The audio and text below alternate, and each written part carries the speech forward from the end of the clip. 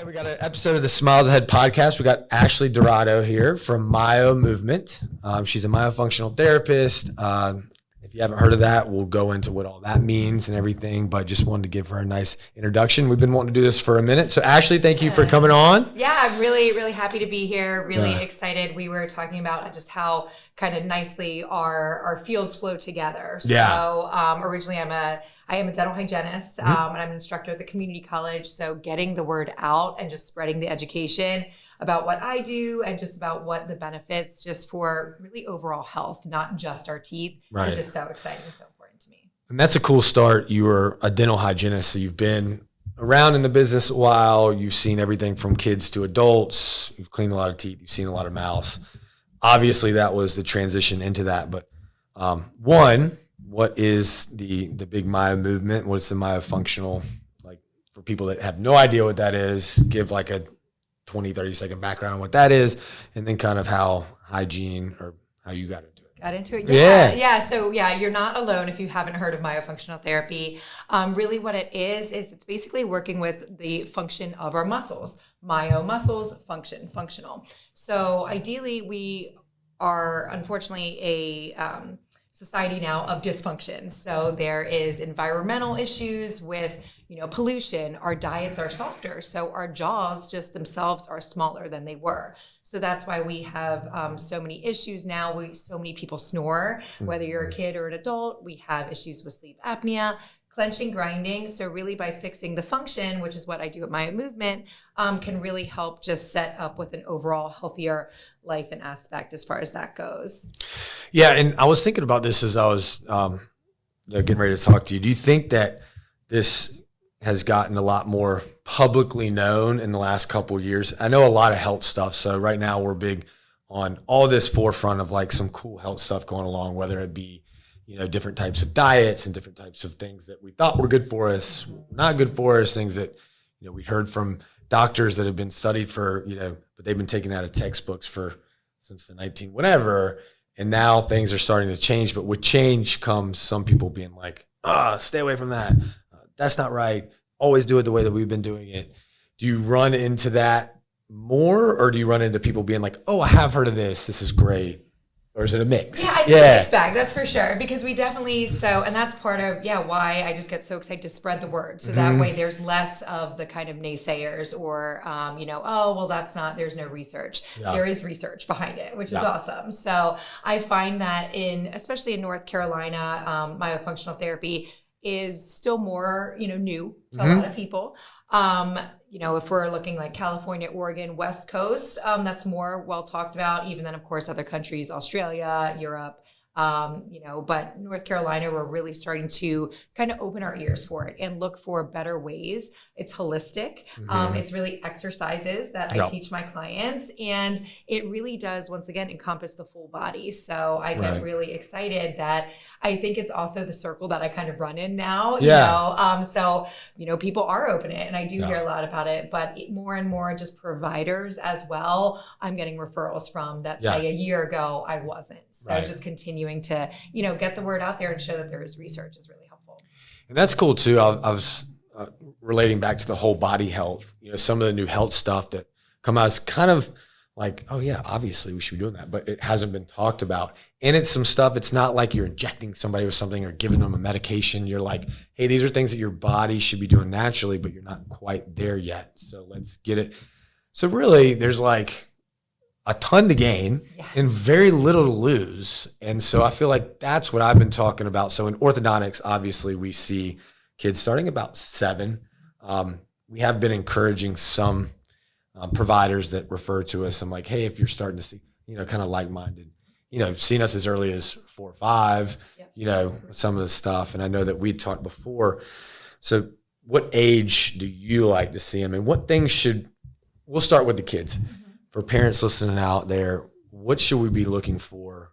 And at what ages would this might be appropriate? to come see you? Totally. So there are a lot of keys, and sometimes it can be harder with our own kids to really see it. But, if your kid's in preschool, start looking at their friends, and then you may be able to notice it better in them. But mouth breathing for kids and adults. And it can be, more obvious open mouth posture, but not always as obvious. So really, especially when your kid is like drawing or if they have tablet time, look over and see, are their lips open a little bit?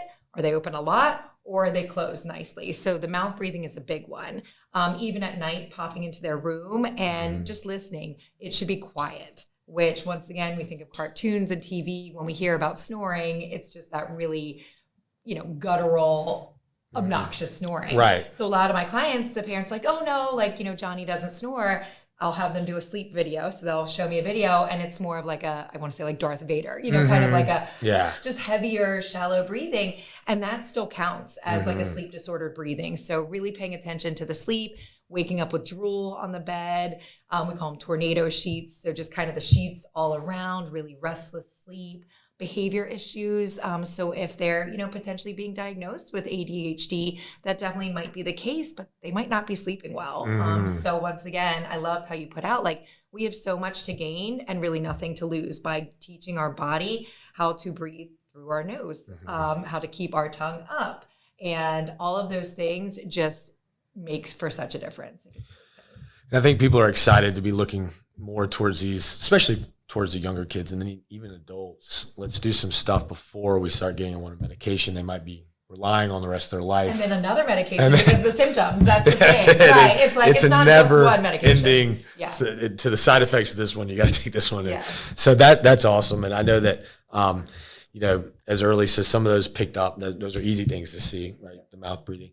And just to relate that to dentistry, as you know as a hygienist, if you're mouth breathing, like the effects of the oral hygiene can be really bad too, right? Yeah, so we see cavities at an early age. We see coated tongues. Even, I didn't mention this, but clenching and grinding, daytime or sleep. That's so common, but it's not normal. So, but yeah, the detriments of mouth breathing alone, just from a purely dental, is really catastrophic. And it's not just for kids. So there's probably been some adults that have, because it wasn't as big, maybe when me and you were coming around. What should adults look for? What age is there in between? Is there something that's too late, too early? And is it the same type of thing? Adults, and I will say, so as a specific age for the kiddos, usually 4 and up is what we look for because they have to be able to take direction. Yeah. So we call it developmentally 4. So I was doing myo with my daughter at a young age, but it all really depends on the kid. But the earlier intervention is best. When it comes to our age, adults, I've actually had a really cool client population of like 20s to 30s, which I didn't really expect. I don't know why when I got into it, but they've been coming in because they've seen their parents suffering with sleep apnea. They've seen these issues. They're like paying attention to social media, which has some positives and some negatives, but they've been, they're more aware. So that's been a cool age group. And then of course, even, our parents' age, 60s, 70s. I've had, I think 72 has been my oldest patient to date, but really we're working on still retraining those muscles. So it's definitely not too late for anybody. If you're an adult, especially we come into issues with our temporomandibular joint, with the clenching, the grinding.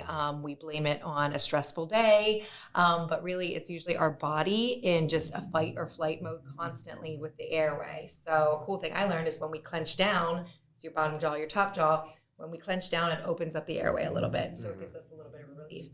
Then when we grind forward, it opens up the airway even more. So it's just this constant cycle. And as dentists, dental hygienists, we would say, okay, well, night guard, get a night guard.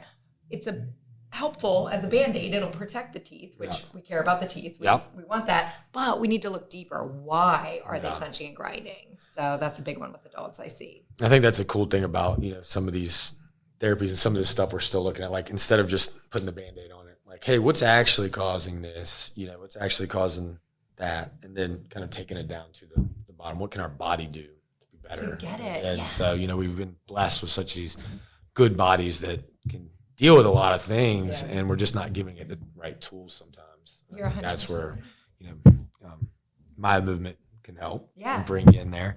Now I know you talked about,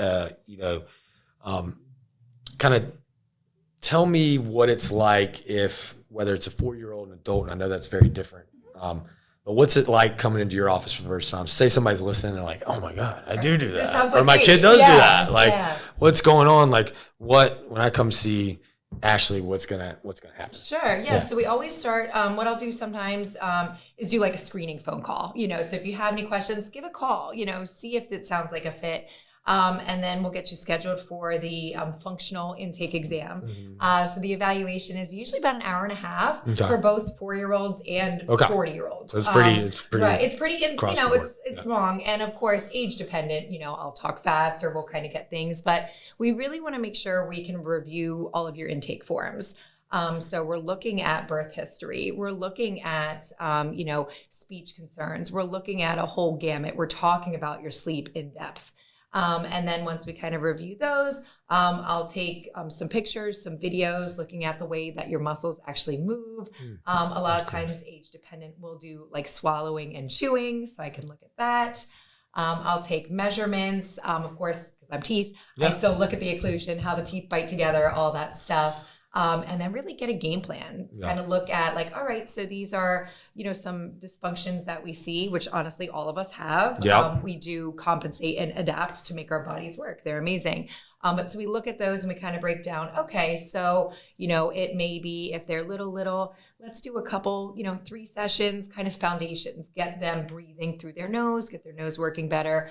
Or, if they're a little bit older or an adult, hey, a full, more comprehensive therapy plan would be appropriate. Let's look to potentially 15 sessions and then reevaluate from there. So myo's not forever, which is great too. I want you to get healthy and get your muscles working for you and then go from there. And then typically after the intake, an actual appointment, when you would come for therapy, you get a MyoMovement kit, which has some different props and things that we use with some exercises. But I really touch on a variety of things like nasal hygiene. So we think of oral hygiene with our teeth.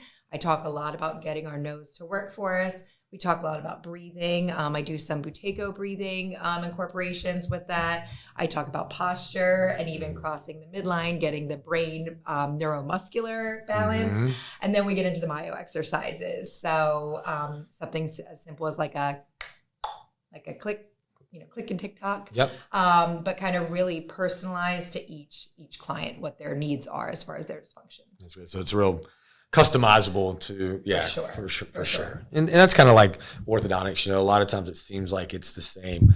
Now we do a lot with some early expansion and stuff like that, which I know goes along a lot well with y'all's. If you're skeletal constricted, like then you're like, all right, well the muscles are working, but now my skeletal's imbalanced. So I think our good combination is okay, we can get the ortho part, the skeletal part, and then you can get the myo part, which is the muscle part. If you get that working in conjunction, I feel like, and I think we were talking about it at the beginning, I feel like there's even 5 years ago, it was almost hard to get even a parent to do expansion at 7 or 8 because they're like, can't we just do this later? And you're like, well, technically the suture will be open, so I do have to tell you yes. But I think now, I wouldn't call it aggressive, but being able to tell the parent, explain to the parent, hey, you don't have to do this, but you did do a great job getting in here. And now you have the information. Now, whether you do the treatment or not, it's not, but being able to give them the right information and then get them over to someone like you and be like, hey, if you're not going to do this, at least take a look at this. Start somewhere. And kind of marry right? together. Yeah.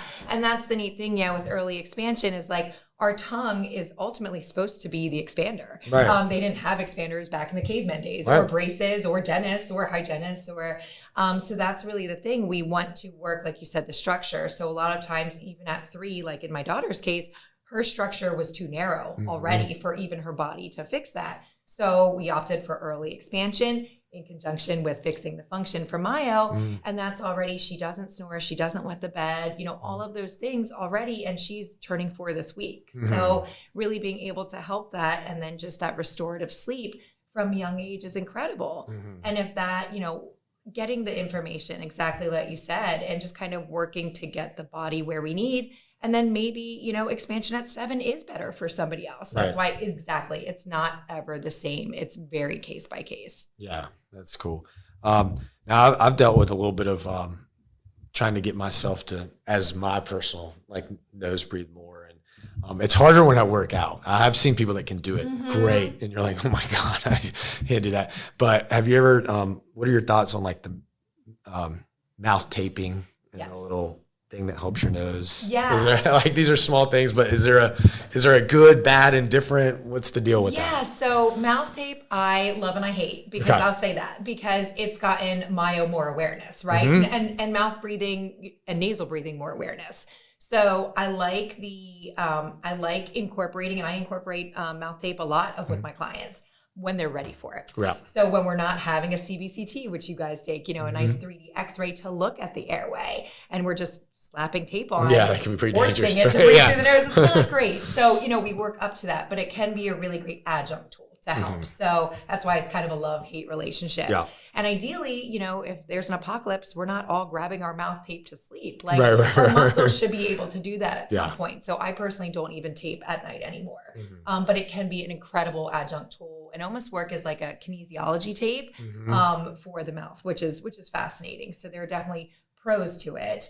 And then as far as like the intake is a popular one, like the nasal dilators, I like those as well, especially if somebody has a deviated septum or those structural issues that, all of the function in the world can't fix. Right. So that's where it can just make it easier to facilitate that nasal breathing and start from there. Potentially an ENT, we're very multidisciplinary. Right. So ENT, ortho, dentist, myo, the list goes on, chiro, craniosacral body work. But all of those things really play into it. So, yeah, and I think it's so important, not only for the face structure, getting the muscles right, whether late or early, preferably early. We'd like to see them early, and we can do that. But this whole sleep thing, I think that, years ago, we just ignored sleep. It was almost like a badge of honor if you didn't sleep much. You just work. Where now we know it's like the sleep, and not only are you spending 8 hours in bed, but how quality is that sleep? I've seen mine, tremendously after I paid attention to this stuff. So there's a personal story with me too when it comes to, and then I got like a Whoop at the beginning that was like tracking it, and I was awake for like hour and 45 minutes a night, and then you start doing some of these exercises, some of this other stuff where you're more aware of it, and nose breathing and stuff like that, and you start to see that tick down. So now it's like 45 minutes or whatever, but it's quality sleep, and your restorative sleep goes up, and so that's got to be a huge thing for you. And you're like, especially kids. I mean, if they're not sleeping, they're wild. I mean, it's like a whole different, and it's so, what I love about myo is how quickly we can see the changes in kids and adults. So even like my severe obstructive sleep apnea patients, they're on a CPAP, they have a mandibular advancement device, and it's still not meeting the goals that they want. So one client in particular, went to potential, jaw surgery is an option. I said, let's collect all the information and then we can make a decision. He came back to me. He's like, you know what? I'm just going to start with myo because it's only going to benefit. And this client, it's just incredible, his story and the restorative sleep that has changed already. It's just been really special. And in, a fairly short amount of time in all of these things. So we don't say that it's going to cure everything, right. But it's a lot of times that piece of the puzzle that's missing. So yes, along with other things, but yeah, it's just for all of us, restorative sleep is everything. And I love that. And there's nothing to lose, like this, that's the biggest thing. I always tell people, I'm like, listen, if it works, awesome, great. If it works a little bit, great, because it worked a little bit. It's going to do something, and it's going to get your mind to it. So anyone listening out there, whether it's your child or you, sleep is super important. And we've seen in our patients, and actually seen immediately in our patients, that getting them over to myofunctional therapy with maybe some orthodontics, with the multidisciplinary look at it all, is super important and worth the effort, the money, whatever you're going to spend money on.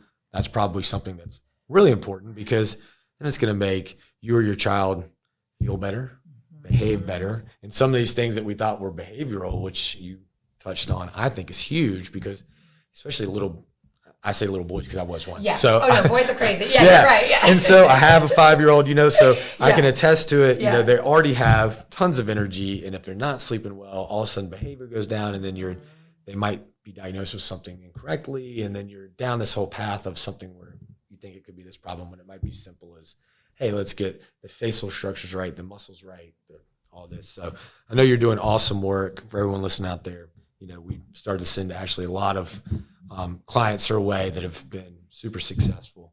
I think Albert was the first one you met. Yes. He introduced me because we were always doing it, but it just wasn't as much. And then, getting a connection like yours has been fantastic. So, and ditto. I mean, vice versa. It does go both ways, because you're right. Like this, we could talk about functional all day, but the structure also needs to be there. So it really is the perfect merriment. They work they work best together. They genuinely do, to make sure that everything is where it needs to be. And I think getting the word out to our other colleagues too, because you might go to a dentist and then sometimes we'll still refer them over at 12 and we're like, oh, that's great. But now, we have an impaction or we have a narrow maxilla and maybe they've had these issues that we could have corrected. So being able to get that out there, like, hey, maybe come see us. You might not need anything. You might not need anything. Let's collect the information. Collect the information. Yeah. Exactly. So awesome. I know I said I would only keep you 15 minutes. We could probably go hours. We could be here all, But yeah, definitely we'll put all your information in there. Is there anything else you want to tell our audience? Gosh, I think we hit a lot of it. I mean, structure, function, just let your body do what it's intended to do. And really, I think it really continue to pay attention to yourself, pay attention to your kids, and advocate. I will say that, advocate for yourself and for your children. If a dentist or an orthodontist or anyone, your primary care just says, well, here, just try, this medication. And if that doesn't sit right with you, look deeper, because there's most likely some sort of dysfunction that can be a pretty, we can address that. Yeah, that's a great point. So, well, Ashley, thanks so much for taking the time. Yeah. I know it's a busy afternoon, so we'll let you go, but we'll put all your information in there. So check it out, MyoMovement, and we'll take care of you. Cool. Right. Thank you so much. Absolutely. Appreciate being on. Thanks for listening to the Smiles Ahead podcast, powered by Burrow, Welchel, and Culp Orthodontics. Be sure to leave a rating, hit that subscribe button, and if you have more questions, you can reach out to me directly at sam@bwcortho.com. That's sam@bwcortho.com. You can also visit our website, bwcortho.com, and we will be happy to answer any questions you might have.